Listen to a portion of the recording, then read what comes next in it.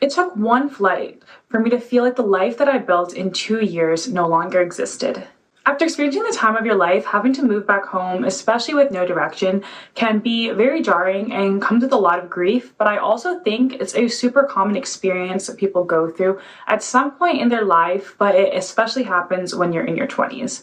Hi, my name is Sophia. Welcome to Touching Grass. This podcast is all about giving grounded takes, kind of stepping away from all of the digital noise. I know my past few videos have been a lot more about commentary on social media rhetoric, but today I just wanted to give a more human experience episode about things that we all go through and just that process, and maybe hopefully make you feel a little bit less alone if you're going through that as well right now. We talk a lot about grief in many different forms, whether it's through the loss of someone important to you or breakups, but I think there's also a lot of grief that comes from moving after having had an experience that's really special to you. I think this is a common experience for people when they finish going to college, but for me, it was actually for grad school. For grad school, I moved to New Orleans and I had the most incredible experience there. But something I've realized is it's not just the experiences that make something special, it's who that experience turns us into. When I was living in New Orleans, it was the first time I felt like I was the version of myself that I had always wanted to be, and the version of myself I was constantly working towards. Living there was the first time that I had a group of friends. I was extroverted in the way that I saw in my head, because sometimes when you're younger, you're too insecure to be that version of yourself. It was my first time living outside of my home state, and that made me grow in ways that I didn't even see coming. When I look back at who I was before I lived in New Orleans, I don't even recognize that version of myself anymore. I don't even I look at her and it doesn't feel like me anymore. And I think there's a big piece of having to leave that experience behind is that you feel like you're losing yourself, not just that city. Moving back, I was so afraid because I had all these memories and I was so scared of losing them. But it wasn't the memories that I was scared of losing, I realized. I was scared of losing who I became. And when I had to leave, I was all of a sudden mourning a life that no longer existed. And I knew it would be hard. I knew I would be sad because I loved everything about the city. I loved my daily walks, and I loved going out to hear music and hanging out with my friends. And you consciously know that it's going to be difficult to move on and start new, but I don't think people really prepare you for the actual emotions that come through with that. In New Orleans, I was this extrovert who was super hardworking and I felt very successful. And I felt like I was losing that version of myself when I had to move back home after graduation. Especially for me, I still don't have a job. So I was processing two things at once. I was losing this lifestyle. I felt like I was losing my sense of self and I had no direction and I had no idea what was coming next. And I think that's super common for people when they're finishing one era of their life and they don't know what's next, to feel this loss because everything you knew about yourself feels like it's stuck in some other destination. You no longer have access to that version of yourself and you feel like an entire life was shattered with just one flight home. And one of the things that I really didn't see coming, and I think is something that's so important to prepare for if you're going through this experience too, is the moment that home no longer feels like home. When I came back home for the first time, I hadn't been back for I think 6 months, and it was the first time that it no longer felt familiar to me. I didn't recognize it and I felt like I was going backwards. And then there's this moment where I was like, I grew up here and yet somehow I don't feel a connection to it anymore. And it can be a very sad feeling as well, because this place that holds so many memories for you, it doesn't connect with you anymore in the same way, and that can be sad to feel like everything is changing. But the reality is that your home is not what's changing, it was you.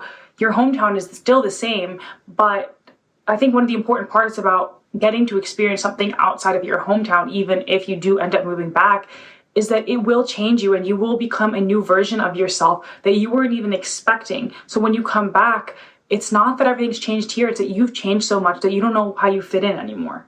And it can also feel like your home can no longer contain this new version of you because it was shaped somewhere else and you felt more able to be this full version outside of where you grew up. Society, and especially online, we always are looking for the next big thing. I think especially online, we see all these successful people, whether they are successful influencers and going to all these amazing events, or everyone's amplifying all of their success. It can make your own stillness feel like a failure. So in this moment that you're taking to pause and figure out your next direction, it can be even harder because you're watching everyone else's life move forward while you feel like you're not moving or even going backwards. Because I know for me, I felt like, oh, I'm constantly working towards the next thing. I went to grad school, I got my MBA. It makes you feel successful. And then when that's taken away from you, you feel like you're retracting because you don't even know what to do with yourself anymore. And you don't know what success looks like for you anymore. You had all this momentum and you had all this joy and excitement from where you were. And it can be scary thinking that you're not going to find that again, or feeling so stuck that what if I never find a place I love as much, or an experience I love as much, or a job that resonates with me. But a friend told me that that question of where is right for me, that question is really always going to exist. And the good thing and the bad thing is that there's really no right answer to that. But also remember that with your curiosity and your drive, you can end up anywhere and still live it to the fullest, as long as you are putting in that effort to create it. But until you do figure out what that next move is, that fear of stillness is very normal. The fear of being behind, of being unemployed, of not working towards something, of losing yourself and losing that person and life you created, that can be very scary. And I think the biggest part of all of this is we forget that our fear is not being who we want to be. And to cope with this, I think it's important that you remember that this is temporary and this is only a pause, and that a pause doesn't need to be a bad thing. Moving back to your hometown doesn't make you a failure. It just means you're figuring out your next steps. Feeling like you're going backward doesn't mean you're losing your sense of self. It's just giving you time to pause and wait before you enter this new era that's going to change you again. And I think the best thing you can do is just lean into this pause and find ways to enjoy it. Reconnect with your family and friends. I have friends who I love dearly who live in my hometown. I don't have a lot like I did in New Orleans, but I do really appreciate being able to spend more time with them than I did before. And if you have a good relationship with your family, that is something to truly lean into. Like for me, that's been the biggest benefit, getting to spend time with my parents, even though I didn't get to before. It's really sad to think about, but these people aren't going to be around forever. So instead of seeing this as a failure because you're thinking about it like career-wise, there are phases in life, and these are important ones too. The ones where you can reconnect with people and spend times with people you love are equally as important in life as your career success, right? Like your relationships and connections are what make life beautiful. So don't take that for granted and try and lean into those when you're in this pause. You can also still join activities and keep growing. I think that's one of the biggest things, is find ways that make you feel like you're still growing, even if it's not at the pace that you were before. You can still take classes, you can still learn hobbies. These things can really help you feel grounded, and even though they feel so small, at the same time, those are the things that are going to keep you sane throughout this whole process. And embrace that stillness is just a part of the way that the world works. This is not going to be your only pause in life. I'm sure you're going to have more. Not every part of your life is going to be full of all this growth and excitement, and that's not only okay, but that's fully normal. It's not sustainable to be growing that fast all the time. It's okay to pause. It's all part of the process, and you can't really keep up with yourself if you're constantly moving fast. The way I've tried to think about this pause in my life is kind of like time in the shower. Like, have you ever noticed how when you are in the shower, it is the time where some of the best ideas come, because you're in your routine, you're not stressed, you're not overthinking, and it allows these new thoughts and ideas to come. Being in the shower allows your brain to go on default mode, and it frees up mental space, which allows you to come up with these great ideas. And I think a pause in your life is the same. Getting to slow down in your life allows you to evaluate yourself more and figure out what it is that you truly want. And there is still growth in stillness. And it's okay to feel lost or behind or eager for what's next, but there is beauty in this too. And also remember, there's going to be change regardless. I think especially when things end, sometimes it's really sad because we wanted that excitement to continue, whether that was being in school or a city or a job that we left. We love that excitement, and sometimes we want to feel that forever, but the reality is life changes regardless. Each phase is valuable. The growth, the slow parts, the heartbreak, all of that is a part of the process of creating the best version of yourself. And if one phase didn't end, it wouldn't allow you to enter a new exciting phase. Think of the phase that you are sad that you left.